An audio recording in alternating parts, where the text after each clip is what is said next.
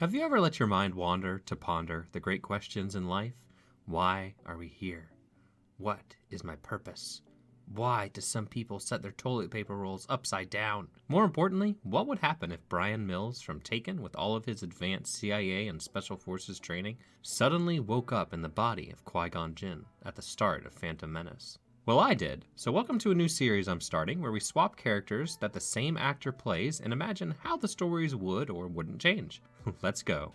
We first see who I'm going to go ahead and dub as Bryan, going to meet with the Trade Federation. So we're going to assume that Bryan has just woken up to his new reality on the way to the negotiations. He says nothing in his confusion as they're escorted to the waiting room. Bryan looks out the window of the ship and thinks, "Am I dreaming?" Obi-Wan, who, believe it or not, has a bad feeling about this, senses that something is off. So, for the sake of the story, we're going to say that Bryan does not decide to wake himself up. He decides instead to just play along and go through his seemingly lucid dream. Now, given all of his training, he decides it's best to play along like he doesn't suspect anything odd. This would result in him continuing to reassure Obi-Wan, while also fishing for information on this new world. Given that Obi-Wan is very paranoid in this scene, we can assume that this would make Bryan more mentally prepared for a potential fight. Suddenly, smoke begins to enter the room. Bryan awkwardly ignites his lightsaber after witnessing Obi-Wan do so. Bryan then dives to the floor, using his cloak to help filter smoke as he holds his breath. Again, Bryan's special training pays off here as he uses his lightsaber to make very short work of the droids, but far more aggressively than Qui-Gon would have. Something that Obi-Wan notices, but doesn't mention. As they approach the doors and they begin to seal, Bryan thinks surely this door is laser sword proof. But to his surprise, it isn't. So he ends up doing exactly the same thing that Qui-Gon did. As Obi-Wan warns him about the incoming destroyers and having shield generators, Bryan quickly rolls out of the way as Obi-Wan covers him from the incoming barrage of fire. As they make their way down to the hangar, Bryan looks out at the massive army of droids. Obi-Wan mentions that this must be the invasion army for Naboo. Now, Bryan does not know anything about the world that he's currently in, so he wonders if the planet can actually defend against these forces. So he asks Obi-Wan what he thinks about Naboo's chances. Obi-Wan chuckles and asks, "I take it we're going down to warn them then." Assuming that this must be dangerously important, he nods his head in agreement and they make their way down to Naboo just like in the original film. As they encounter Jar Jar for the first time and he starts rambling, Bryan immediately becomes aware that this local may be a major liability to them getting into Theed, so he tells Jar Jar to stop talking and to find some place to hide. Jar Jar attempts to insist that the gods demand he must stay with him and that there is a hidden city nearby. Now, Bryan, not trusting Jar Jar for a second, demands that Jar Jar go there and warn the city of the incoming invasion.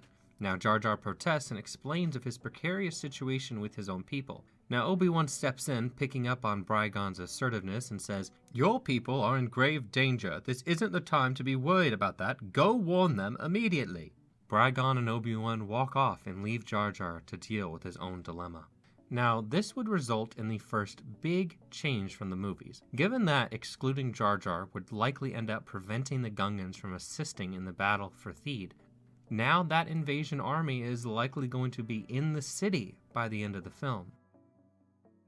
Bryan uses his experience within the CIA to help get himself and Obi-Wan into the city unnoticed. However, this would take a lot longer than going through the planet core. So by the time they arrive, the Queen and her followers have already been taken to one of the Separatist camps. Despite everything that happened to her at the camps, she still refused to sign the treaty. Because of this, she is now being escorted to be executed. Now, whether she was actually going to be executed or not is another matter, but regardless, that is where she is currently being transported. Bryan and Obi-Wan manage to drop in and rescue them before this can happen. Realizing that it is too late to warn them, Bryan asks them how he can help. The governor insists that they must reach out to Palpatine and beg for the Senate to send assistance, as Captain Panaka tells them where they can reach a ship. As they look into the crowded hangar, the Queen protests and says that she cannot leave her people. This annoys Bryan as he turns to her and says, "What exactly do you plan on doing for your people when you are executed?" Silence goes over the group as Obi-Wan becomes increasingly more aware that his sense of his master not quite being himself may be true. They enter the hangar as Bryan leads the group up to the boarding ramp to the ship. Suddenly, Bryan ignites his lightsaber and makes quick work of the group of droids guarding the ramp. The Queen and the rest of the Nebulians, and yes, apparently they're called Nebulians, make their way onto the ship. After the Queen and everyone gets on board, they run over to the group of hostages nearby and manage to rescue them as well, but not without many of them losing their lives. After R2 saves them from the blockade and the hyperdrive becomes damaged, Obi-Wan determines that they should land on Tatooine. Captain Panaka demands that they look elsewhere, as the planet is run by gangsters. Bryan assures him that due to his special set of Jedi training, he can protect her from the gangsters. As they land, Obi-Wan tells Bryan that they need a new hyperdrive. He tells Obi-Wan that he will see if he can acquire one in the nearby city, but that he needs Obi-Wan to make sure that nobody on the ship sends out any communication, as any clue could lead the Federation to locating them. Before he leaves, Obi-Wan informs him that he's feeling a disturbance in the Force. This is unusual to Bryan, as he also has been feeling an ominous sensation as well.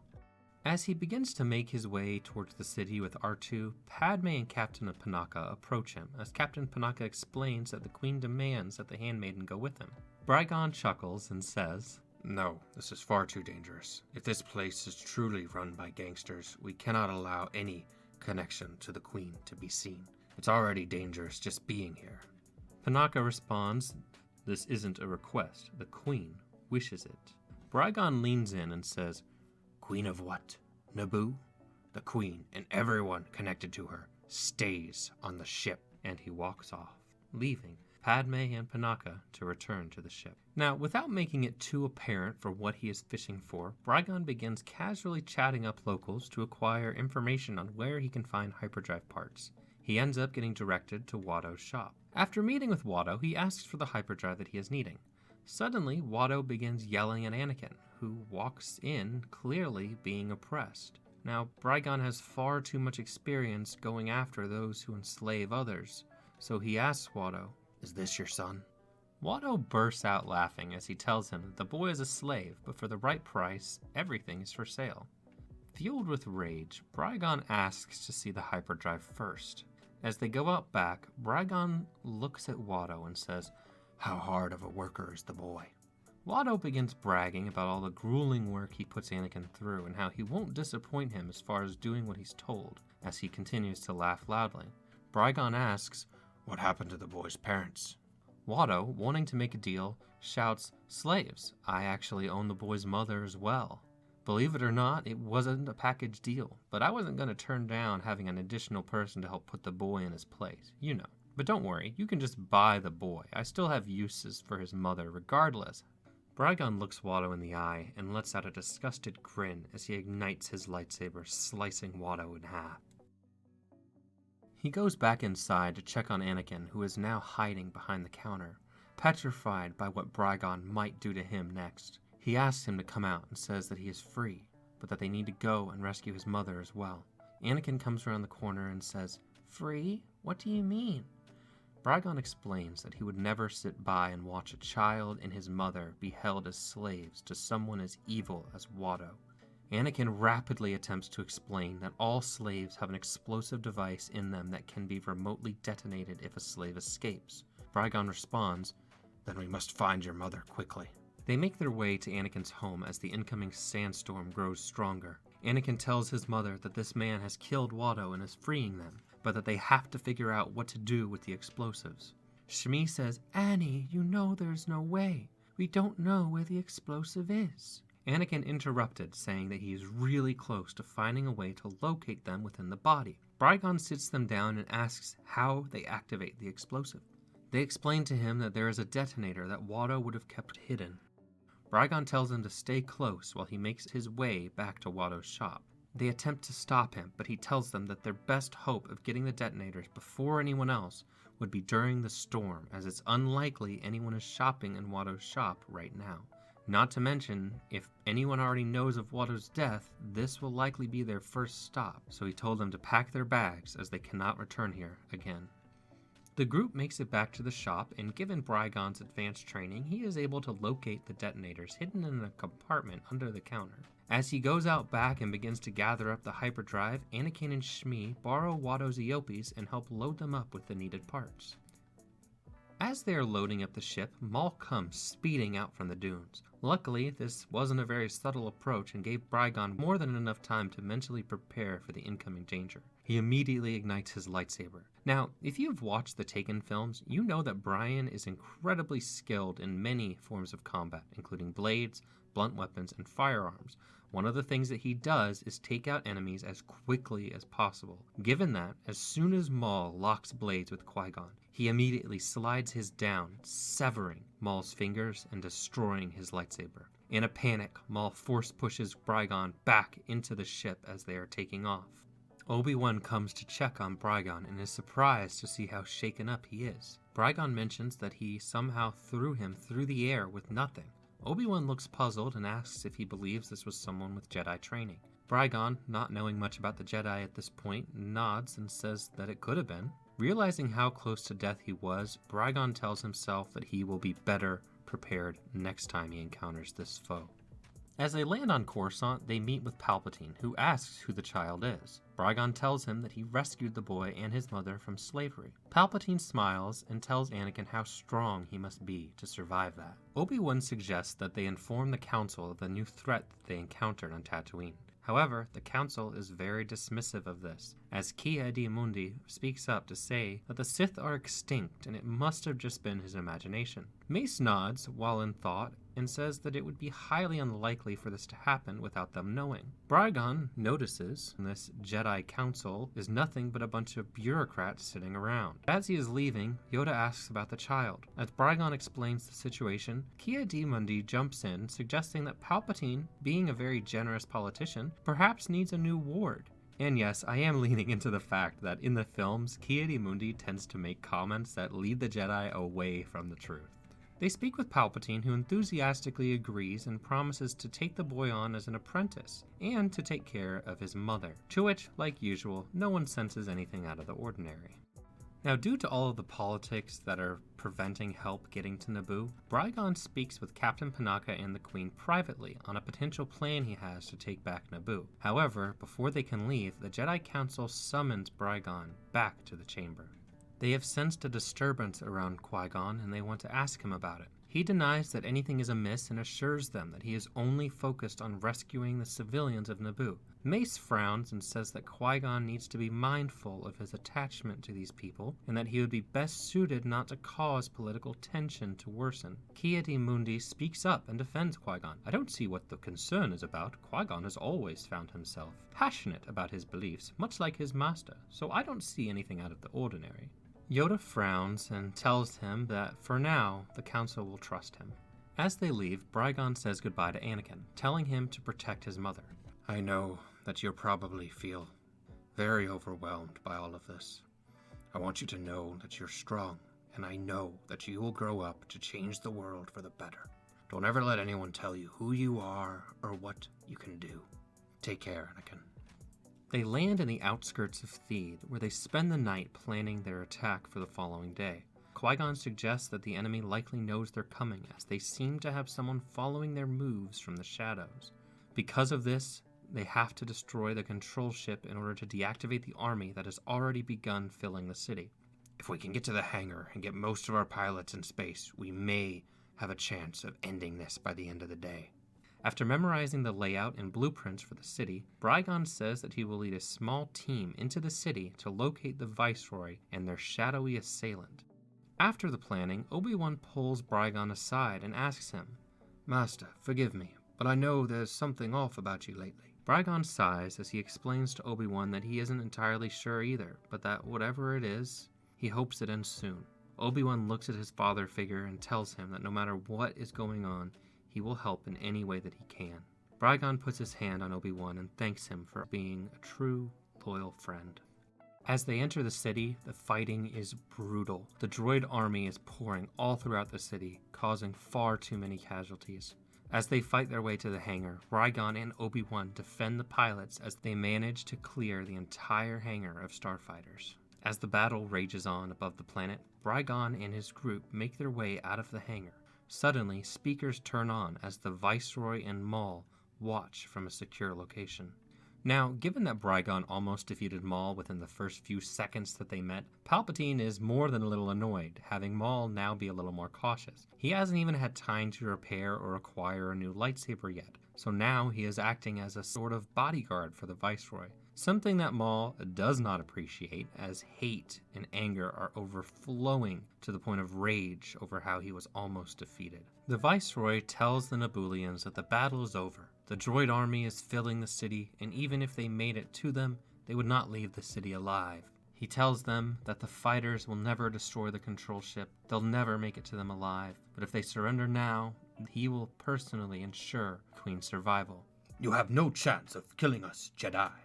Qui-Gon points at the camera and glares, saying, But you made one fatal miscalculation. I am no Jedi. He then activates a detonator, blowing up the throne room. Maul freezes in shock at this fatal miscalculation on Palpatine's plan. Did Palpatine know this would happen? The explosion is so massive, it instantly vaporizes everyone in the throne room. The Viceroy, Maul, the Separatist, and many of the droidekas are instantly destroyed. However, the explosion was much larger than intended and ended up destroying many of the surrounding buildings as well. The previous night, Qui-Gon had snuck his way throughout the city and planted explosives throughout the throne room. Given that in the Taken films, it is mentioned several times that Bryan is highly trained in explosives, I figured this would be the perfect way for him to take out Maul without allowing him to get too close. However, Qui-Gon did this without telling the Nebulians or anyone involved. This way, if there were any moles in his group, they would not be able to counteract this plan.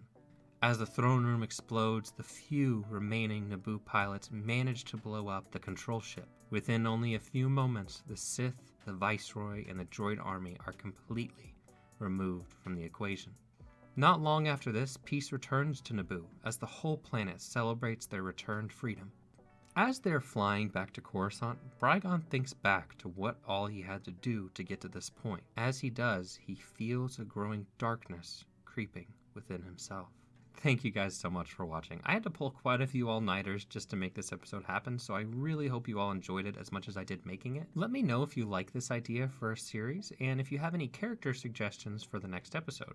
I hope that you all have a great rest of your day, great rest of your week, and I will see you in the next one.